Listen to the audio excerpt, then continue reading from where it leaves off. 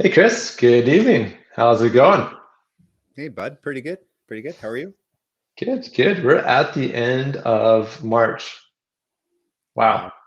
Yeah, the time has gone by. We're a little over a year into COVID now too, which is just who would have thought? Well, what a quite a different world that we're in. We're still in, I guess. Yeah, it's crazy. That's for sure. So we'll just do a little gab session here while we wait for our numbers to go up. Or I got six, Yeah, and I don't know how many you have, but they always join in here a few minutes later. So yeah, that's fine. Hey Trish, how's it doing? If you've got some great questions for us, let us know. We've got a small hit list we'll talk about, and tonight will kind of probably be a little more fluid because it's just Chris and I. So it's a smaller show.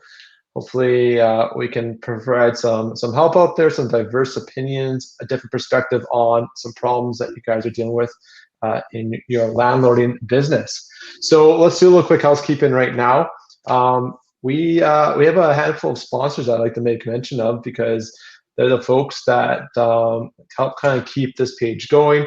A lot of them provide a bunch of information that we find very useful. So we'll start from south to north. Down in Calgary, we have Brett Turner alongside Redline Real Estate and Greenleaf Property Management, as well as Dawn Wheeler. So that's both one and the same. They're a property management and real estate firm. Really good, great people. If you got questions regarding real estate and or anything with the property management, tag one of those folks on the page here. They're very quick to respond. We go a little bit more of the central Alberta, and oh, you know what? We have, and I'm getting better at this. We also have our first bailiff, also based out of Calgary, but they do operate up in Edmonton, and that's with Servit, and that is Brad Longsway. If I'm saying that L- correctly. Longueuil. Lingerie. It's a little bit French. So Brad was awesome. He was on our show, a month now. Man, like I said, the time is really moving by. Very, very informative. Highly recommended. All of the landlords I've known been in business for some time had nothing but positive things to say about Brad. So they're with Servit, worth checking out as well. Central Alberta, we have Andrea Workinson, property management, investor, creative real estate, soon to be realtor. And her property management company goes basically all around Central Alberta. As far as north is this place, small town called Ponoka, down to Olds, out west to Rocky Mountain, and then east to, I'm a little vaguer in that area. Camrose? I don't know. That might be too far. But yeah, and then we got two really gentlemen who help us on our evictions. We know it's a hot button topic. Rob Bow of Central Alberta and um, Donald Gray. I almost blew a blank there. Donald Gray with the Edmonton Eviction Services up in Edmonton area. Both very active on the page, answering questions as always. That's my housekeeping. You can find us on YouTube. We're the best place to find great tenants with an S.com. And our other place we're holding conversations over at Alberta Landlord Community.ca. It's our private Facebook area. It's called Mighty Networks. So, Chris, and you're just hanging out in the mountains. I love it. Any news? I know I've had a few conversations with landlords this week. I've queued up some questions. Is there anything that's just top of mind right now as we get into the thick of the conversation? No, I think you and I talked prior to the show over the last couple of days, and I think that the value is going to come out of the page here and some of the questions that have been on there, and it's going to make great conversation for tonight. So I'm really looking forward to that. And where the strength comes from these kind of shows is you guys that are watching and participating is to put your questions up so that we can engage you into the show. Mackenzie and I would also like to extend out an invitation. We're not struggling for guests, but we would like to know if there's some people who would like to share their experiences and join us on the show. We'd love to have you as a guest on the show. This is not Yeah, an exclusive in any way. So you're welcome to send us a note, say, hey, I think I'd like to be on your show. So yeah, absolutely. come and join us. It's really, if you're a little camera shy, well, we can put up some kind of green sheet background for you and and, It's and put always it. a flowing conversation, right, Chris? That's Like right. it's, and you get three to four of us debating a topic. You get an opportunity to kind of compose thoughts. It's not that bad. It's just you're in another Zoom call, which I think we're all pretty used to over the last year. Yep. But yeah, that's the value of this community, right? Chris's opinions and the other perspectives you can bring in. I mean, we have community in our name, so let's march that band. You know, when I see people make comments on here, say, you know, I'm excited about the page. It's been so helpful. And I like to see what the veterans have to say. And you know what? There are some great veterans on here that have had some great experiences and some bad experiences for us all to grow from. And that's what we want to share. So if you're one of those people, or you're new and you want to come on and talk, let's do that. I know there's a lady that comments quite often, and you'll see on our page, but goes by the name of LS Fisher. I've chatted with her personally. She has a legal background and a lawyer, so I take what she has to say with a lot of validity, because she has and she's a landlord. So it's awesome to have her here. Hey, Cindy, you see Mac, Cindy O'Neill popped in. Perfect. Hey, Cindy. Yeah, and Lewis as well. Yeah, there's a lady who I've been working with, has had some trouble with a management company, and so we've chatted back and forth. And this doesn't just go to renters; it goes to other dynamics of this business. So it's great to have you on here, Cindy. There was something I was going to say. It'll come back to me, but we got 12 viewers there, Mac. I don't know what it's. Yeah, let's get into it. And this is 7 minutes in. Let's get value quick and fast and furious. This is all free for all. So if you guys got any questions, investing, real estate, obviously around landlording, that's kind of our niche. Let's lay it in. If we can't answer it, we know somebody who can. That's the value of this community. We're getting to be pretty well connected with a lot of really experienced people that provide great information to this profession of being a landlord. So this one I thought was really interesting. It's kind of going through the last couple of days I queued up for this show.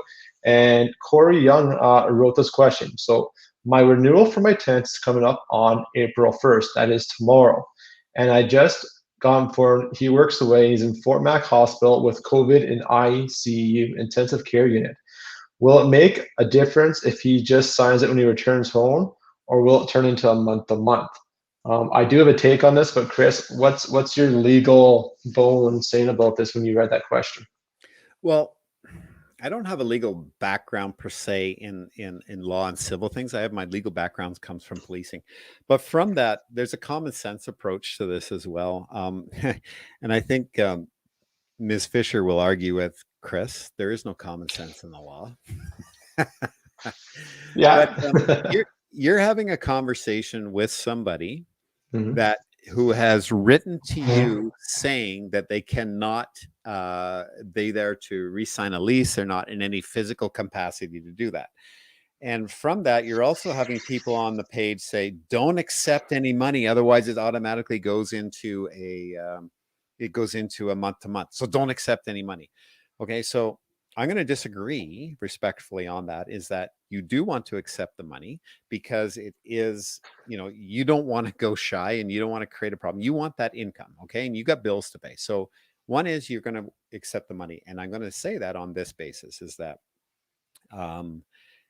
you have written conversation that's backing up what the intentions are and what the problems are, and that you're going to put the new lease and say, no, I'm not signing that now because I'm now in a month-to-month because you've accepted my payment. Well, you know what? I would issue if they're going to play that game, I would issue the eviction notice, because that's not what the intent is. And I would give them their 30-day notice that you're no longer renewing their contract and they can be out. They say, well, take me to court. Well, okay. And let's go down that path, Chris. I'll add on that. Like I want to take in, because you've laid out some really good points here, and going back to this being common sense. So the track record this lady has with the tenant is 9 years. So they've got a great working relationship. The guy's never been late on rent, and it's 9 years. So like, ICU is a very unusual and challenging position to be in, right? The guy's in the hospital. He's fighting for his life. So this is super low on the totem pole. I think with his track record and how she's been dealing with them, take the money, keep on accepting it. But I would say in the background, be sending the emails, be documenting your intention, saying, hey, Mr. We'll just call him John for now. John, I hope you're doing well. I know you're in the hospital. I've heard it through whatever. I'm trying to do the best to work with your contact, whatever.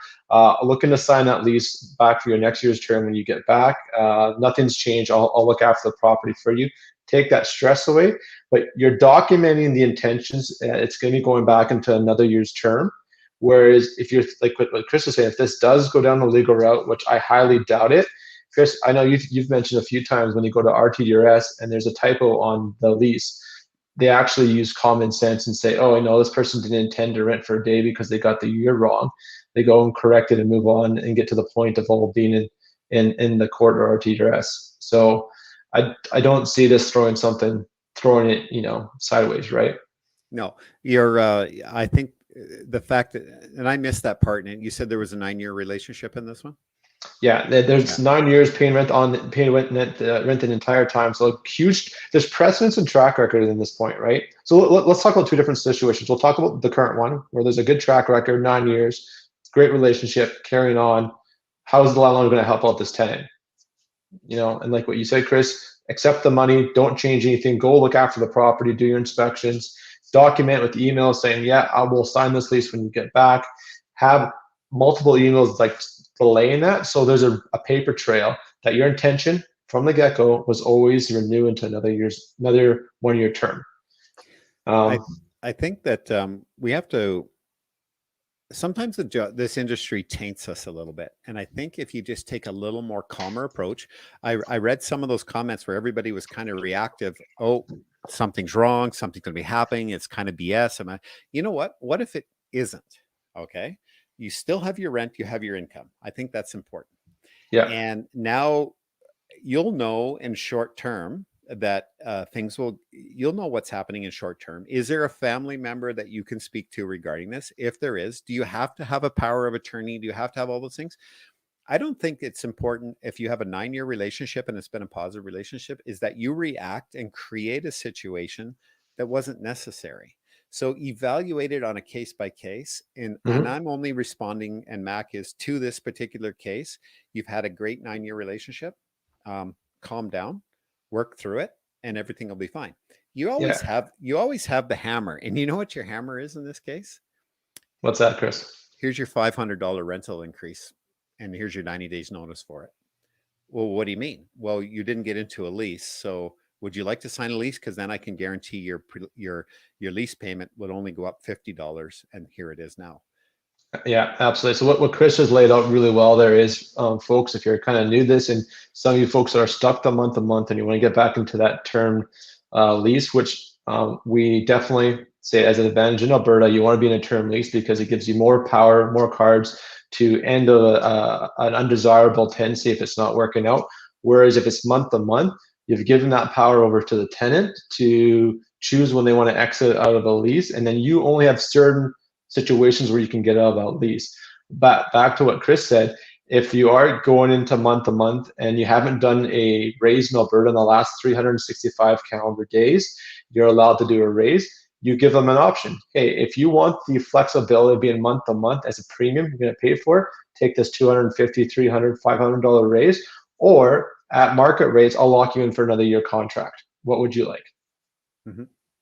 Yeah. And you know, there is a way to work around it, and you have to think creatively, and you open up the box, push the lid open on your box and look out and see what you can see and go from there. Don't think that the world's coming down upon you. There is always a way. And you know what? Give someone a call on here who's a veteran and come up with some ideas. I actually Guidry on our team, she contacted me. We discussed a lease, and she wanted to make some changes, and we had about a half an hour discussion on how to manage her lease situation. And here's the two of us. She is a moderator in the background, and she's well versed in rentals, but there's always something. And through that conversation, I learned something that I'm going to change on my leases too.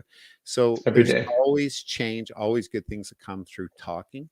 And don't get into a panic mode, and don't get caught up in this is suspicious. Well, take suspicious with a grain of salt, folks, and just kind of work through it.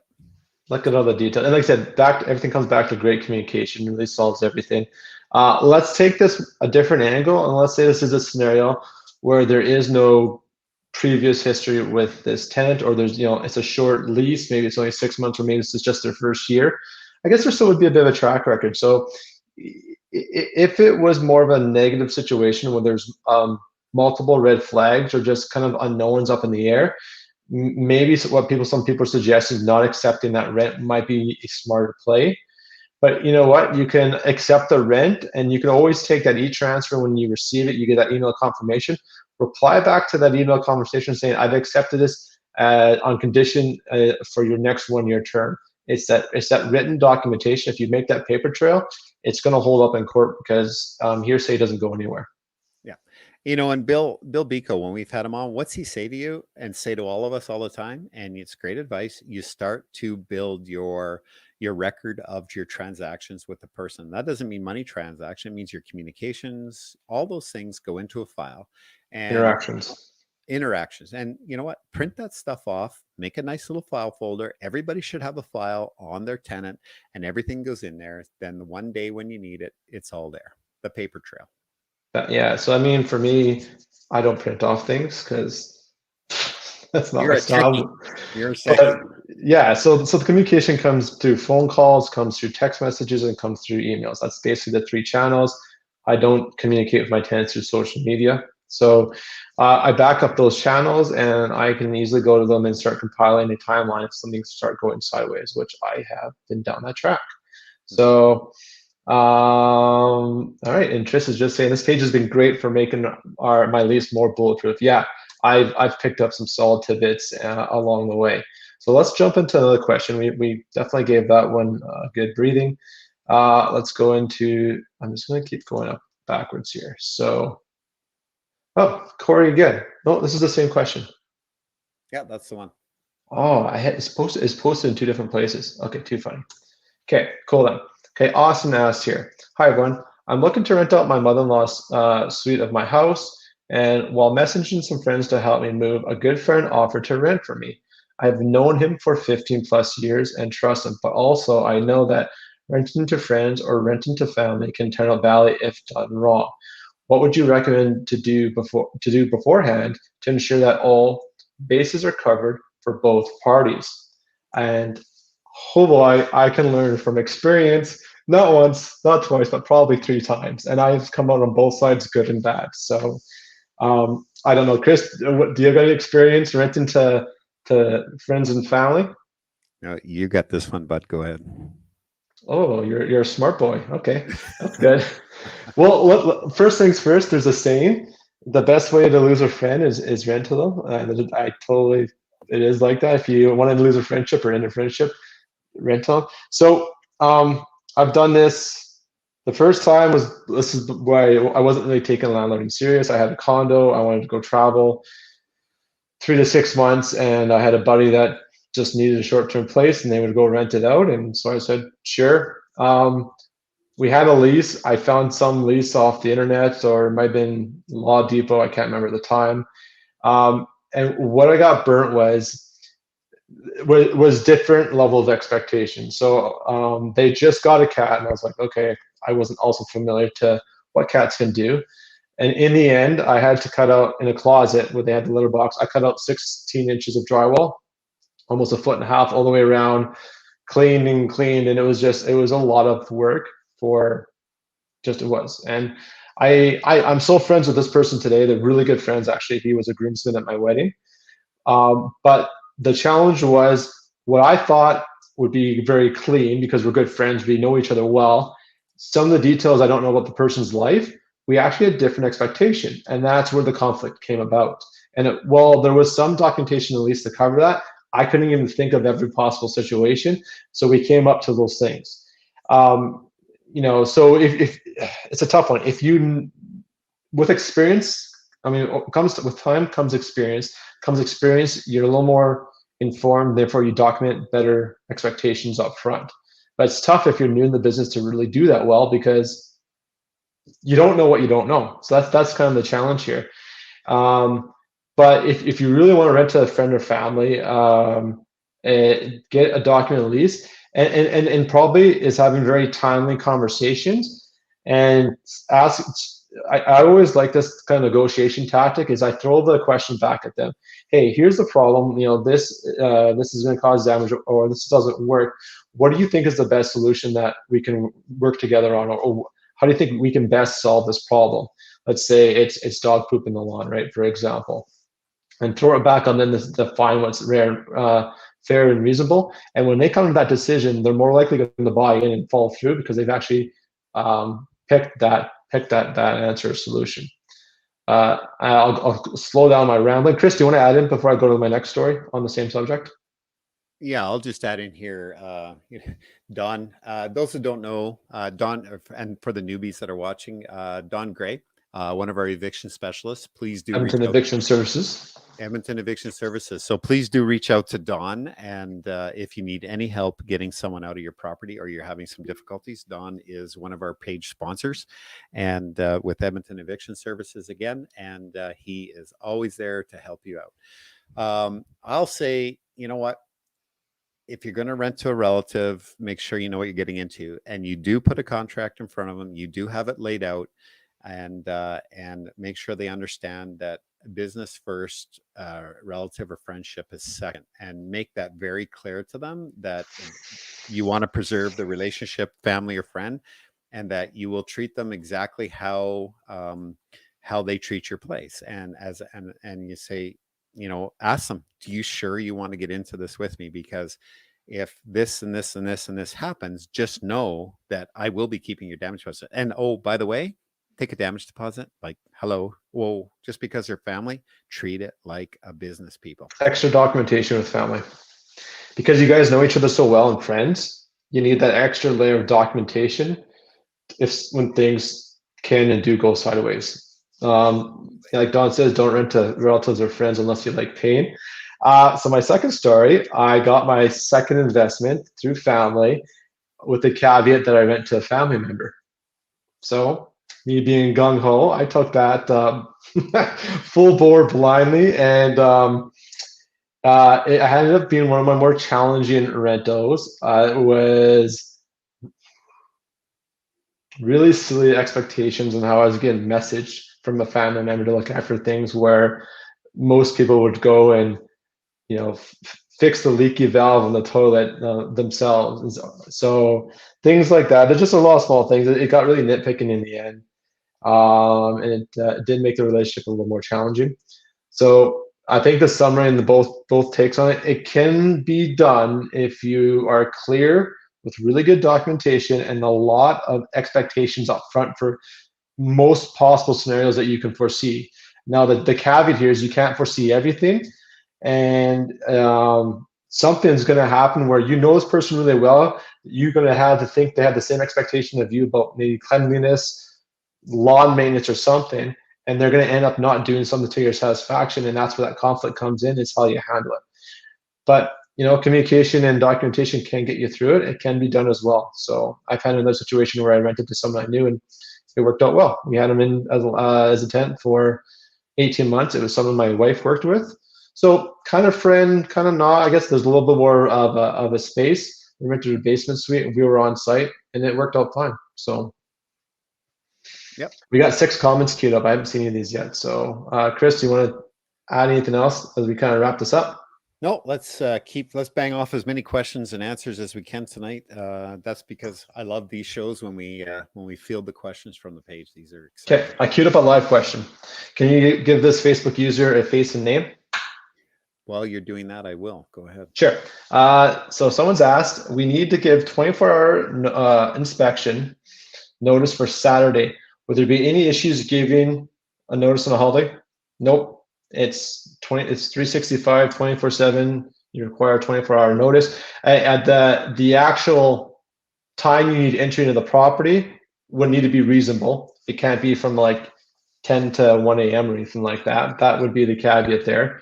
But if it's during the day and you're doing something, you can. Holidays make no difference. COVID makes no difference. We have documentation folks over on our Mighty Networks. We actually have letters that Rob Bowles produced from us, or called emails, sorry, from AHS and from, who was the other person with the email from? I think they're both from AHS. But we also have the public health notice where we are granted permission as landlords because we are considered an essential service to enter a property if need be. So if you've got a down furnace, you've got water leaks, your property is in jeopardy of being damaged, or there's something pressing, you guys have legal rights to go in.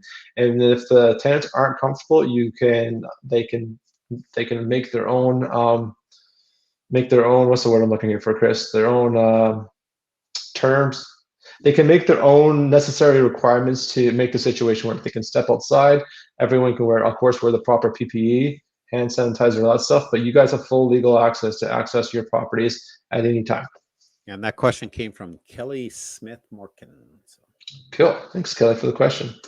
And your timelines on that are 8 a.m. to 8 p.m. By the way. There you go. So thanks, Don. On top of that. So going back to that 24-hour notice, you have to require entry during regular, normal awake hours. Yeah. 8 to 8.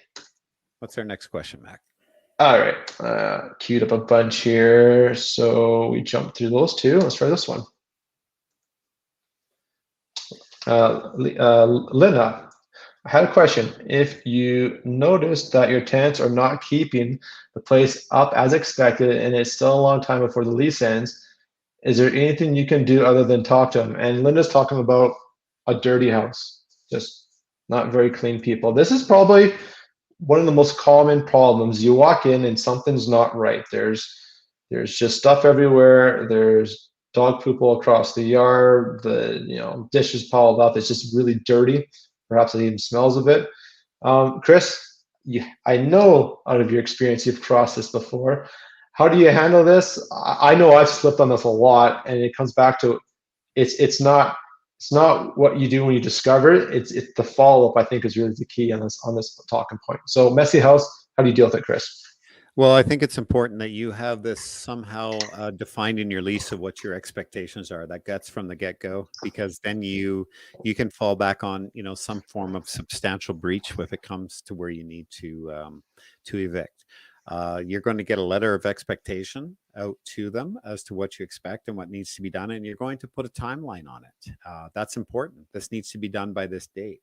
For example, garbage piling up on the outside. We've seen pictures on here where there's garbage full in the backyard, or there's dog poop all over the place. Or I've had problems with people go out on the front step and they smoke, and then they throw their cigarette butts down. Well, I deducted from the damage deposit to clean up the cigarette butts. They weren't very happy about it, but I said, well, it's not your dumping ground. Like that's garbage. That's not biodegradable stuff. It's garbage. So written follow-up. So let's dive into some examples and give people some talking points for these letters or emails, right? So let's talk about general clutter, right? The hallways are full. There's stuff in front of doors and windows. Your easy objection to that thing is, hey, this is a fire hazard, and I will not be responsible for putting your life at risk. These hallways, exit ways, windows have to be cleared and kept clean. If it's not done by, again, certain date, it is a substantial breach, and I will be filing with the RTDRS. That's probably, that's a pretty aggressive tone.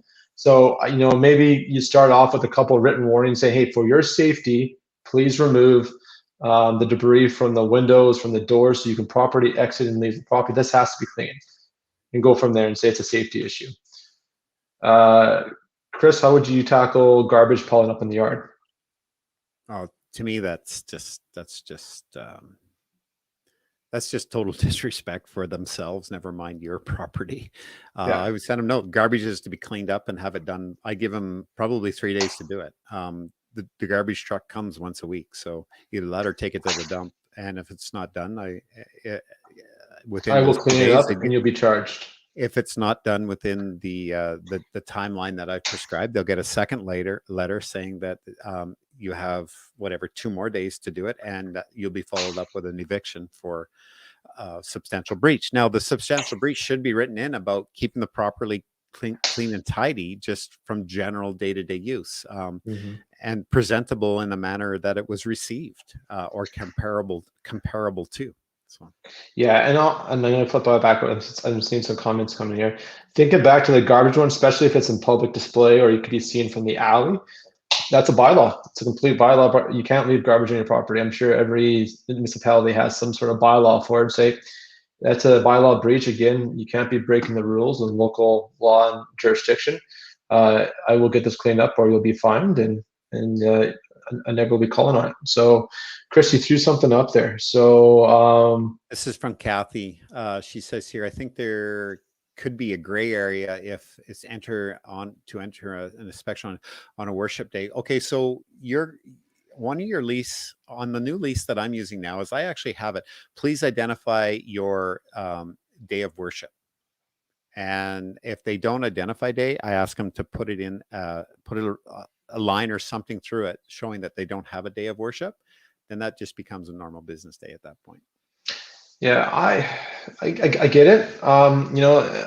Let's define the reason you're having an inspection or you're giving notice to entry. If it's just like a general inspection, of course, try to respect those days.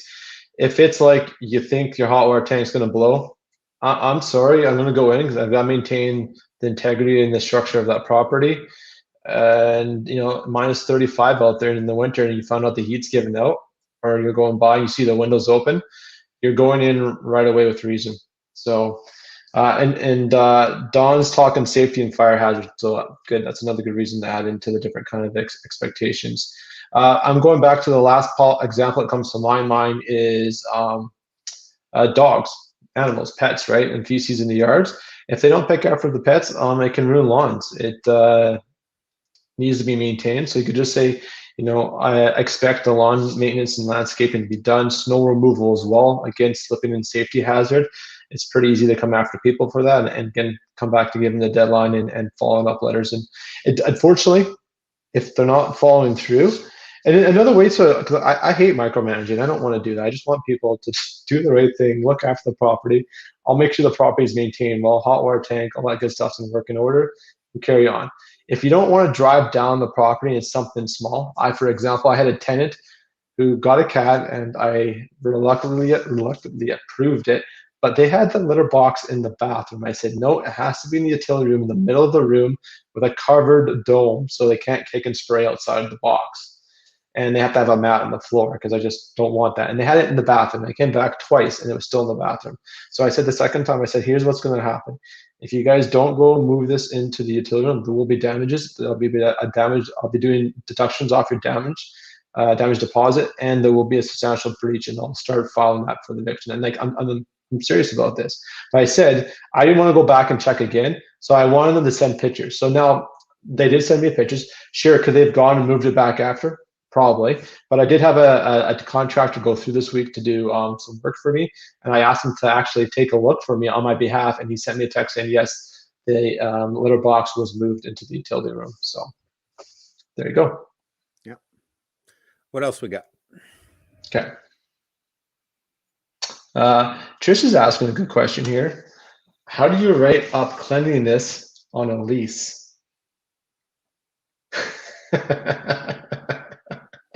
Good poker face.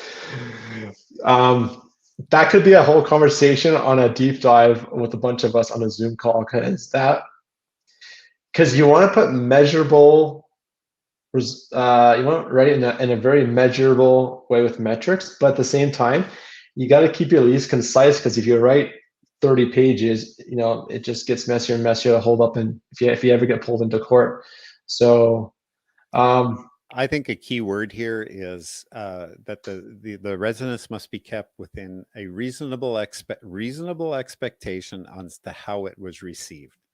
And if you have your pictures or walkthrough on how it was received, and now you have boxes blocking the hallways and cat litter sprayed all over the place and rotten garbage and everything else, that is the key word, is reasonable, and the courts will look at that, what's reasonable and what's unreasonable. That's easy enough to prove. I wish Miss Fisher was on here tonight, because she would say it's a fairly easy term to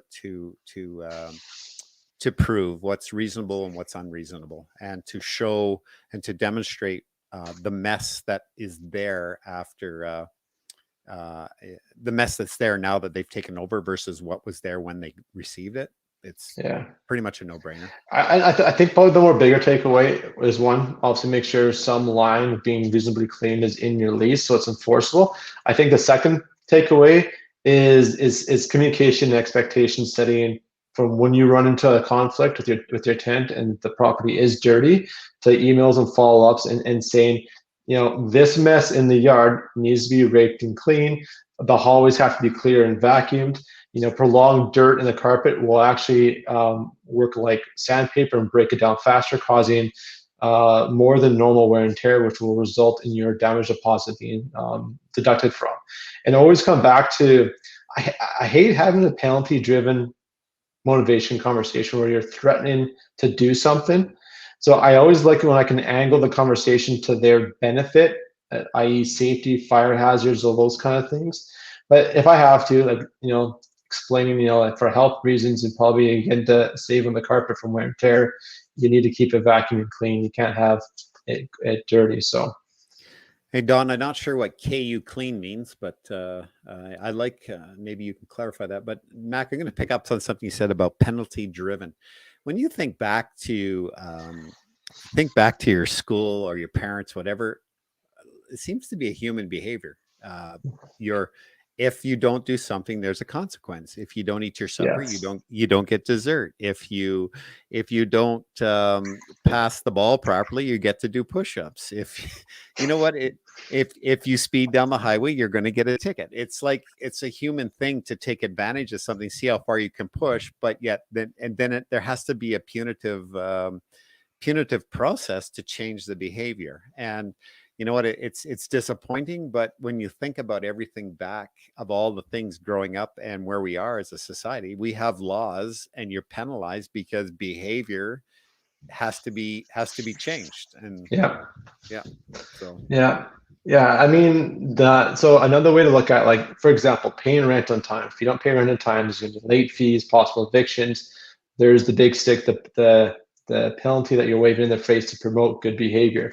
Another way I've seen people do it is they have in their lease on their monthly rent. Let's say the monthly rent is going to be $1,000. That's what you want to charge the tenant.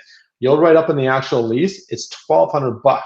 And then you'll write another clause in the lease, or you can do it in a separate email. I've seen it done both ways, where the person says, we reward good behavior. Maintaining good behavior keeps your rent at a lower rate. If you are late more than once, or whatever your condition of you determine of unacceptable behavior is, late 2 times in a row, your rent will now go from the earned discount of $1,000 a month up to the lease rate of $1,200. We hope to be able to give you a better discount by keeping your rent paid on time. So now you're motivating the tenant to pay rent on time through them ability to keep their rent at a lower rate.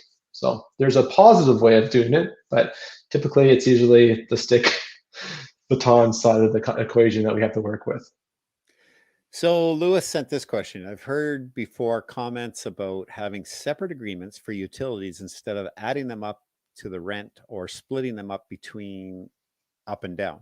Do you guys know much about that? And what do you find works best? Well, I don't have any rentals like that. So Mac, I think you do. Maybe that'll be a good comment for yourself. Yeah, so I'm going to make an assumption that these are up and down suited homes, up and down duplexes, where you've got 1 meter going to the property, but 2 rental units. So in those cases, I run the utilities in my personal name, and then I do a flat rate to each of the tenants. Currently, what I'm doing, and I'm actually looking at switching this, it's on my to-do list, but currently I have a separate lease or a utilities agreement that's completely separate from my lease. So on my actual lease with my tenants, I have rent and pet fees if they're included, and that's it. So just I basically have rent.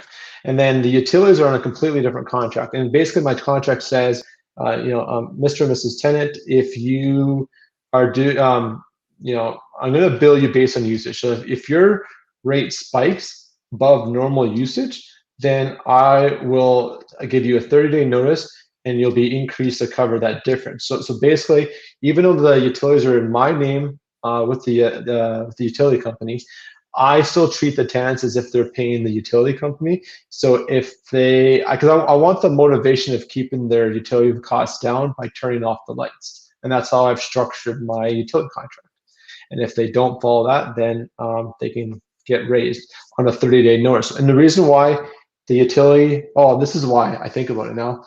The reason why I don't have my utilities into my lease is because if you're in a term contract, you cannot raise the rent until, at the end of that contract, which is 365 calendar days if they've been there for less than a year.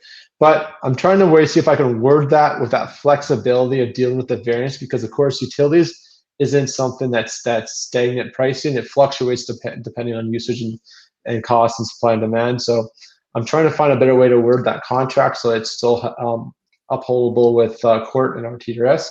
So yeah, that's what I'm trying to figure out. And Trisha, she does the same.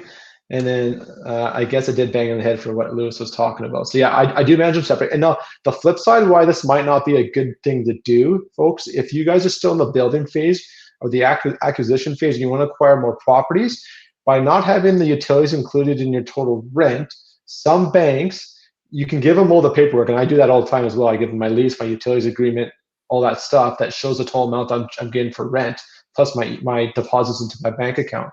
But if some of the banks, if they don't see that utilities right on your actual lease, they're not going to include that towards your ability to qualify for another mortgage and all that stuff. So you're basically, you're limiting your lending ability with the banks because they see you as making less money with your rental properties since they don't see the utilities included with the rent on the lease. So two sides to it. I'm more like the flexibility right now of just making sure the tenants pay and maintain proper usage of the utilities. Hey, so with our wonderful liberal government and our new carbon tax, so what's everybody doing about that? Throw some things up there in the comments. How are you managing your rent now that we have a carbon tax to deal with? That's cutting into your bottom line right now if you've got utilities included in your rent. What are you doing, Mac? I look at when I do my annual renewals. I raise my what I do right now is I generally raise the base rent every year at inflation, and then yeah, you got to do a kind of a check on where your bill's at and making sure what you're charging is covering your bills and then leaving you some, so you've got breathing room and cash flow. If you can, I'll tell you if you've bought in a poor situation, which it's happened to us as well. I've been there where you can't cash flow the property, then it's always worth making a decision whether it's worth keeping that or selling and biting the bullet. Well, here's a question for you. Can you put a caveat or a condition in your lease that if as the carbon tax increases and when it does, such does the rent if you have utilities included? So here's a challenging thing, because I have not seen this with NMAX here in Calgary, that carbon tax, is it a separate line item on your utility bill? Yeah. It's just because it came off, I would think, because Alberta was fighting it, but I remember seeing it on there. I should check a lease. We just lost that too in the Supreme Court, didn't we, with the Liberals? Yeah. Right, I did hear. Okay, so you know what? Let's watch it, because that's probably why I haven't seen, because I haven't checked my utility bills recently, but I know when this was more of a hot topic a few years back, I never saw my bill, so do I charge for it or whatever? I just looked at my total cost and just kept calculating off that. But carbon tax, yeah, if it becomes a separate line item, it's easy to track, then why not put that in there? Okay, I'll segue while Chris is doing something. No problem. Let's get to the next question here. Justina asks, if you can't get over previous tenant, the previous landlord, oh my God, can I try this again? If you can't get a hold of the previous landlord, but the tenant's SingleKey report came back good, would you go ahead? Oh, this is awesome. So I actually I ran my first run through of my 10-screen masterclass in December on this. And this is like the perfect question, which the whole course is based around. And yeah, if you've got someone that's new to the country or let's say they've owned for the last 15 years and now they're selling because maybe they didn't do well in COVID and something's going on, or they're retired now and they're downsizing and they're looking to rent instead, and you get an awesome score back on SingleKey. You want to look for different data points to back up that story. So how do they manage their money? Can you do some character references, like would ask their friends and family if they would ever rent to them if they're in your position. Can you go on, do they have a LinkedIn profile and it shows their professionals, and go on to social media and see how they present themselves. And you're trying to try the draw on these different other particulars to build this case up if they have no landlord references. So I'll not you back here, Chris. I'll just quickly get you up to speed. This is the question. I saw it. I caught it. Just carry on. So how would you handle this? And so the question, sorry, it was that you couldn't get a hold of the other landlord, right? Yeah, so no, she couldn't do any previous landlord checks, or there might not be landlords. I don't know if there was no landlords or couldn't get a hold of them, but she did the SingleKey report, very detailed. She's got their whole financial history. It looks really good. I think I think you just go by what you're finding, and if you're confident in the information you're finding, you move forward. Why not ask them, why can't I get a hold of your other landlord? Like, what's the issue there? And listen to the answers so you can hear the problem if there is one. And if it's a reasonable answer, then go with it. If it's a long drawn out beat around the bush, then do some more digging and say, go find out, ask for an old utility bill or something, prove that they lived where they said they did. And if you really want to go digging further, if they gave you a previous address, then do a title search and find out who the owner is and contact them and find out if, you can dig further. It's just how badly do you want these people? So. Yeah, and like for that example, the one tenant that's in my basement, he's an owner since 2005. Didn't do well in COVID, didn't have a job, and I still took him as a tenant because I saw his property. It was just listed and it was just pending sale. And I ran his credit score. It was good and bad. It was currently not in a good state, but I looked at his track record and his payment history, and I saw up to as of 2020, he had never missed a payment. And then 2020 happened. He had some trouble making mortgage payments and a cell phone bill and whatever else. But it all backed up with the story, and it was true. And I looked on title. I pulled title on the property he said he was moving from, and I had him on title going back to 2005. So I knew for owning that property that long, going through the real estate cycles here in Alberta, that he had some good appreciation. So he'd be coming out with some money on that sale of that property. And there was only one mortgage in place as well. It wasn't like it was 2 or 3 mortgages against the property as well. So, I did some additional digging to give myself the confidence to accept them, like what you said, Chris. So. And there's just so many nuances and ways to check about people online now. There's just more places to check. So I just checked my NMAX. I know I've seen this before, but I didn't know what was going on. So right now on the looking at the March bill, and we have a utility for my natural gas is a $34 carbon tax. Like, wow. So I got to talk to my favorite bookkeeper in the whole world, Diana Irving, so who is also, by the way, a page partner. So if you're looking for some great bookkeeping, you need to get a hold of Diana and see what she can do for you. But I'm going to have to reevaluate because, there's $34 and they're talking about it going up further. So you know what? You vote for a liberal government. This is what you have to deal with, folks. So. Yeah. You can almost just, I mean, if you want to tie politics into this, but let's just say you want to make your tenant aware of what a carbon tax looks like, push that cost onto them and make it when you renew, say, hey, by the way, just so you know, last year you paid $300 of carbon tax, and here's how it's broken out, just as an FYI. This is why I'm raising your rent this year to cost and stuff. So I think I'm going to ask Diana to keep a line item for me so that I know what carbon tax is on an annual basis, and then I'm just going to download that to the new lease. It has to be. It's not my problem. And if you want to keep your heat cranked up, well, you're going to pay for it. So and Trish is saying the same thing here. It says it depends on who your carrier or utility company is. I use NMAX and ATCO. I use NMAX, and I haven't seen an actual carbon tax. So they've just increased my numbers, and I don't know what it actually looks like. Like I could be paying $50 a month for all I know. You are. Oh, you're NMAX? Oh yeah. I use the Easy Max where it all comes on one bill. So so Mister, you better pull your utility. I better do some numbers to make sure I'm properly cash flowing to cover my basis. So let's wrap up. We've got 7 minutes here. 1 question left. Any live questions, folks, or something you want to pick our brains on or test this out? If we don't have the answer, we will find someone who does, because we don't know everything. Here, Sandra Mooney, she put this up here, says, I have subsidized my tenants' rent with the raise of utilities. So I take that you mean you're subsidizing it with the, yeah.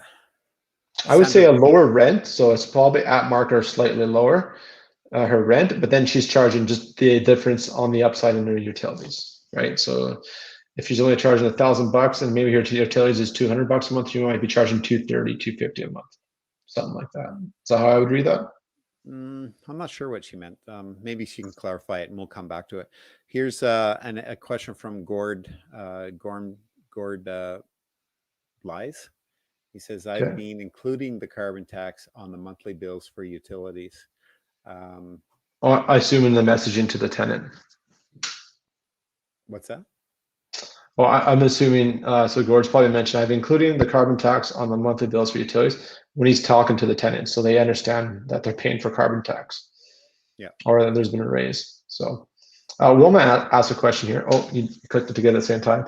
If you purchase a property with existing tenants, how do you handle lease agreements, damage deposits, walkthrough, etc.? So I've done this once. It worked out well for the first year or two. Then it actually didn't. This was a difficult tenancy that I ended up choosing not to renew. So if you're accepting existing tenants, you accept them. Fortunately, you have to accept them as is. So hopefully, when you're doing your negotiations and your terms on your lease or in your offer, you're requiring this paperwork to be presented before you remove conditions. So you want to get everything, right? You know, inspections, communications, rents. You actually want to go and talk to the tenants too and understand what they think the rents are and all that stuff. Because the landlord could be telling you one thing, and then it could be something else going on in the property, or there could be a side deal. Oh yeah, the landlord used to charge me $1,200, but now I only pay $900 and I do the landscaping, even though it's $1,200 on the lease. So there's just some challenges there. So I did that. I went and I got all the email transfers from the last 12 months for the two tenants to ensure that they were paying rent on time, and they were. And it was interesting. So I adopted these tenants. It seemed to be going well for mostly the first year. And the tenants like, oh yeah, the previous landlord didn't do this, didn't do that. And I was like, oh, okay, my opportunity to shine. I'm going to do some repairs in the property. Third year came around and it was like I was the shitty landlord. I didn't keep this PG anymore, but I was this bad landlord. I didn't do anything. And I kind of realized they're just playing me. And they got really bad to the end where I just said, enough's enough. And I didn't renew their lease and I moved them out. So they could be really good. They could be really bad. You are stuck with adopting them. If you don't get certain paperwork on the purchase, like say a move-in inspection, you can do a move-in inspection at any point in time, but you can only claim damage from the change in the condition after the date of a move-in inspection that you do. So if someone's 6 months into a 12-month lease and you purchase in June, halfway through that year, you can go in and do an inspection report on June 1st, but you have to honor the condition of the property as you've taken it on that day of that inspection. So if there's damages pre-existing, unfortunately, you have to own that. Anything after, now you've got a documented point in time that you can come back and prove the difference.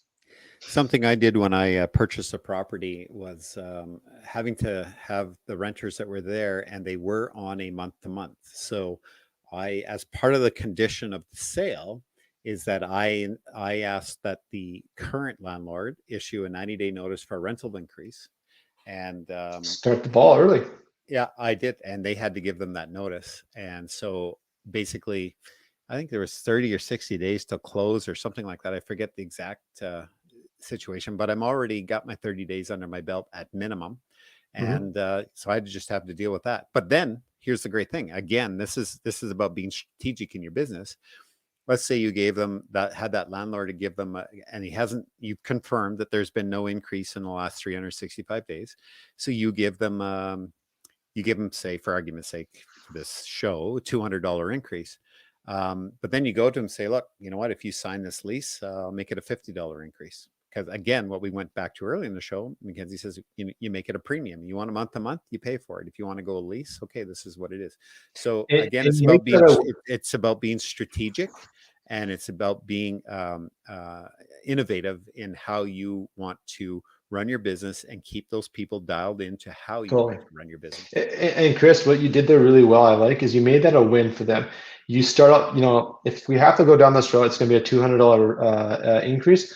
However, if you want to come and sign a new lease with me, I only raise it 50, and you can save $150 a month.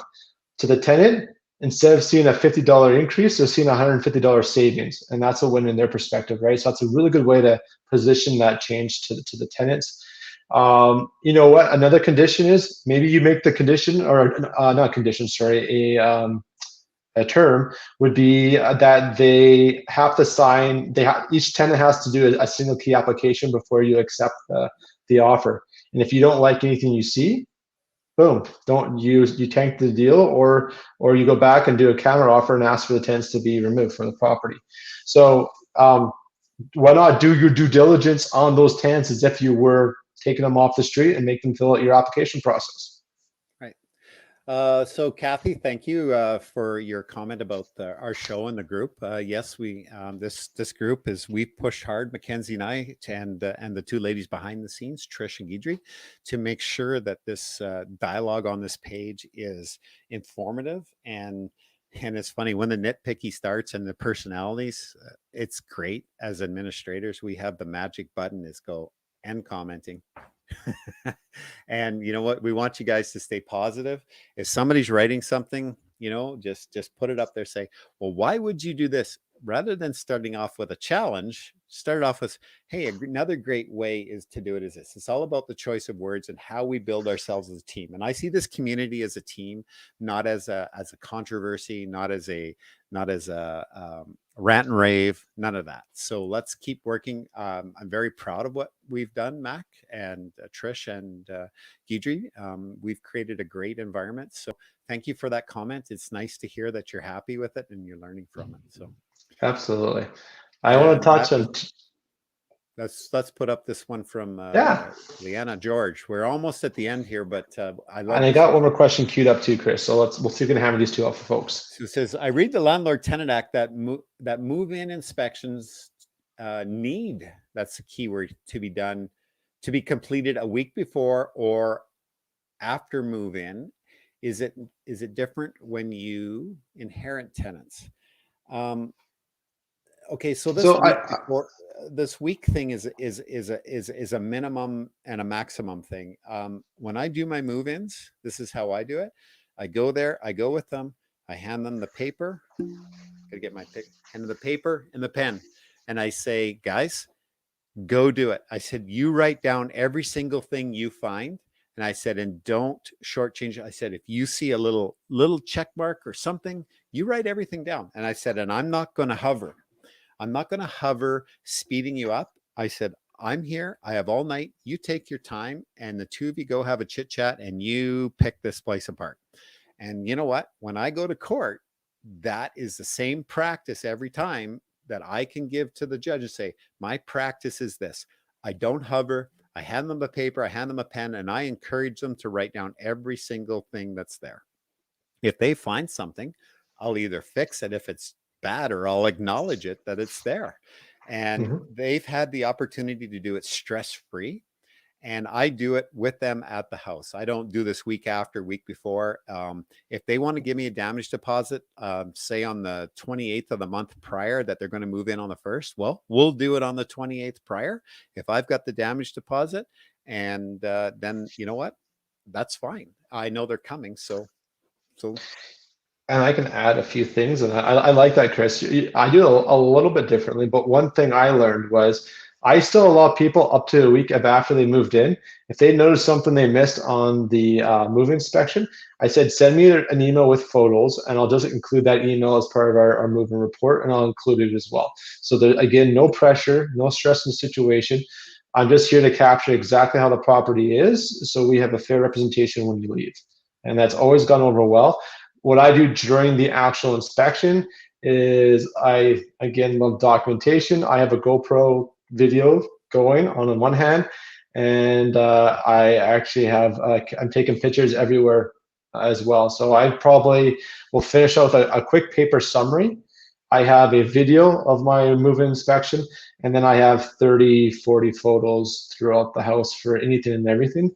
And one thing I do differently too, I got to start doing as well. I haven't done this yet, but photos are good if there's perspective or context in the picture to understand the size of a damage. So let's say we're looking at a scrape on the floor or the wall. If you zoom in, it looks like it's 16 inches, but it's actually 2.5 inches. It's tough for these pictures to hold up in court. So what I want to start doing is actually bring a ruler or some physical object that gives perspective to the size of damages. If you're just looking at a wall, or I have someone stand beside. And I always accidentally get my tenants on film and in pictures. Yep. And you know what? There was a situation where there was a dent in a fridge that was a notable dent. Well, I put a key up to it and took a picture of it. It no longer became a notable dent.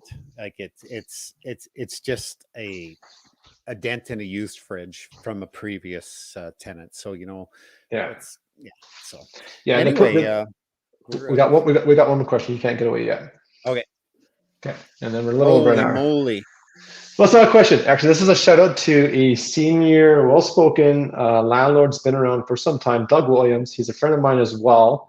We tried to get Doug on the show and he said no. So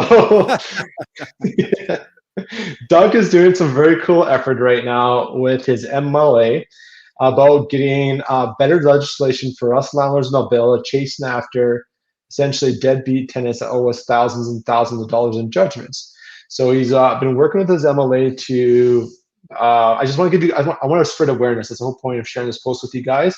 Is there's been conversations about how we can make the legal process better with dealing with these damages. Alice Fisher commented on this, and she made a good point. Again, going back to the great wisdom we have in this community, saying that when you get a judgment or a collection, I'll drop this picture away now. It's done through the RTA. That's the act that helps you get the judgment. But now you have to take that judgment and actually collect on it. Collecting on it is now a civil matter, and it's handled in a different set of legislation. So it's not part of the RTA, which I was not aware of that until I read this post. So that is a really good way to look at a different perspective. But probably where I wanted to go with this conversation was it's happening. Perhaps we can have some teeth being added to our legislation to make this more enforceable. There are some current tools. If you folks don't know about Landlord Credit Bureau, it's a way to register a trade line on someone's credit score. Basically, you get to be the car dealership, you get to be the bank. If someone's defaulted, you can put it up on their credit score and hurt their credit score and make other lenders see that.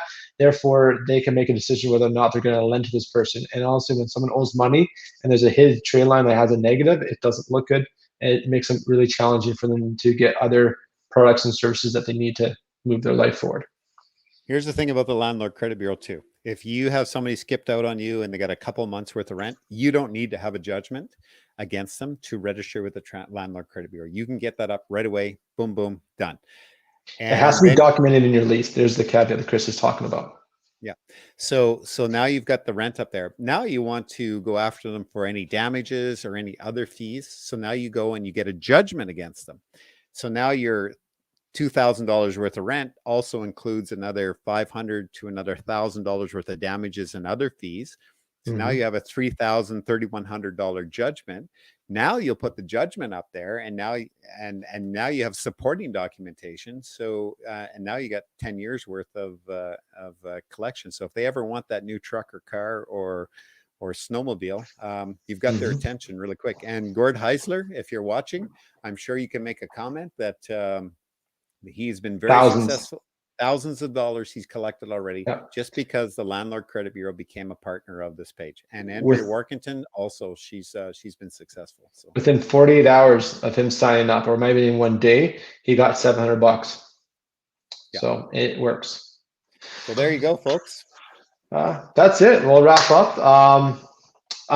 Do we have a guest for next week, Chris? I know you were working on one. Are we going to bring out a bailiff again? We may be bringing out Brad Langevay because he likes that man is so well read on the acts. Love to have him talk. And I'll encourage you, while we brought that up, I'll encourage you all, go and read at bedtime. Go and read the Residential Tenancy Act and the Residential Tenancy Act regulations. Know that stuff. If you don't have it printed off, you should. and have it in a binder. Mac, if you were at home, I know you have it right on your shelf. I have a copy over here, right over Yeah. here. And so that's important for you guys to have that. It's some great reading. It's short, it's easy, it's not long. And you start to learn some of that legal mumbo jumbo. And if you ever want to bring it up on one of our our shows, we'll talk about it. So. And another one, I know Don, you're watching, Don Gray and Rob Bull, and Don and I have talked about doing a show where you can look at public case records on previous evictions. And Don and I talked about grabbing a couple of cases and prepping them for you guys and walking through a successful case and a not successful case and pointing out where things went right and where things went wrong. We thought maybe that might be helpful for you guys. If that's something that interests, maybe throw us a thumbs up and say yes in the comments, and that'd be pretty cool. But otherwise, let's wrap up. Chris, again, thanks for spreading the word, folks. That's the biggest compliment, is keep bringing other landlords to this group. We really appreciate it. Oh, I forgot one thing, super quick. We accidentally deleted a handful of applicants or member requests to join the community on a weekend. And we can't, because of Facebook, we can't undo it. So folks, if you've recently applied or you've referred someone, ask them to reapply again. We will certainly try to approve them. We accidentally deleted about a half dozen. So yeah, our apologies. And if you are inviting somebody to apply, please reach out to them and tell them that you did that, because if we have certain questions that we just need answered, and we make connection with people and we talk to them. And if they don't answer the questions or we can't reach out to them, then they don't get approved. They just get declined, because we try to keep the community as tight as we can. It's not tight, perfect, but for landlords, we keep tenants out because we want to keep this conversation healthy and not toxic. Great. Thanks, everybody. Thank Mackenzie, you. do your closer. Do that thing you do. The only show. Chris, you do it. You sound really good. You've got it down. Just do it. Just do it. The only show. The only show dedicated to all things landlord in Alberta, the Alberta Landlord Shoptalk show. I'm your host, Mackenzie Wilson, coming to you from interior BC, and Chris is up in beautiful Ponoka, Alberta. We're very much happy to have you and hope to see you guys again. Good night, everybody. Good night. Happy Easter.